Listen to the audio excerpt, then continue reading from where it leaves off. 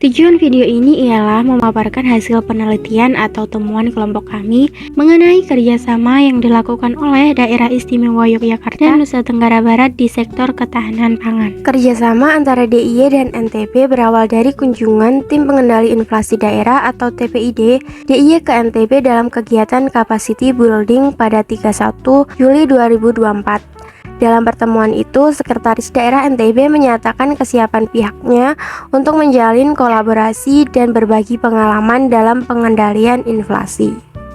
Selain itu, NTB juga menawarkan diri menjadi pemasok berbagai produk pertanian bagi DIY sebagai bentuk kerjasama saling menguntungkan. Sementara itu, Sekda DIY memberikan apresiasi kepada NTB atas keberhasilannya meraih TPID Award 2024 dan menilai kunjungan ini sebagai awal menuju kolaborasi yang lebih luas di masa depan. Apa aja dampak yang akan terjadi terkait adanya kerjasama ini? Kerjasama ini membuka peluang bagi kedua daerah. NTB yang memiliki potensi pertanian tinggi bisa memasok kebutuhan pangan ke DIY. Sedangkan DIY dapat berbagi pengalaman dalam sektor pariwisata, pendidikan, dan ekonomi kreatif. Dampaknya terjadi peningkatan perputaran ekonomi antar daerah, pasar produk lokal menjadi lebih luas, dan ketahanan pangan semakin kuat.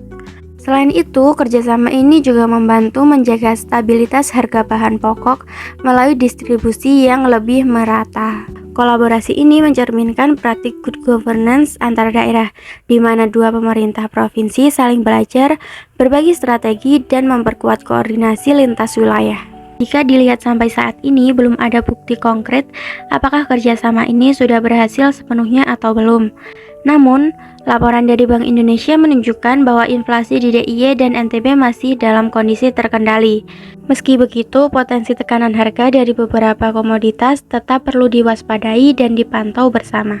Dari hasil pengamatan kami dapat disimpulkan bahwa kerjasama antara DIY dan NTB masih berada di tahap awal. Kolaborasi ini berfokus pada pengendalian inflasi dan penguatan sektor ekonomi, terutama di bidang pertanian dan pasokan pangan. Meskipun dampak positifnya belum terlihat secara langsung, kerjasama ini memiliki potensi besar untuk dikembangkan lebih lanjut.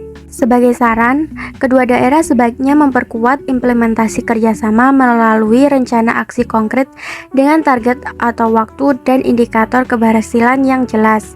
Misalnya dengan penandatanganan MOU, proyek pengiriman komoditas, pengembangan UMKM bersama, atau pertukaran program pengendalian inflasi.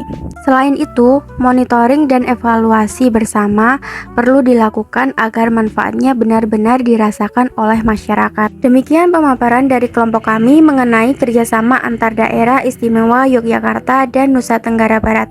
Semoga kerjasama ini terus berkembang dan menjadi contoh kolaborasi aksi antar daerah yang berhasil di Indonesia. Terima kasih telah menyimak.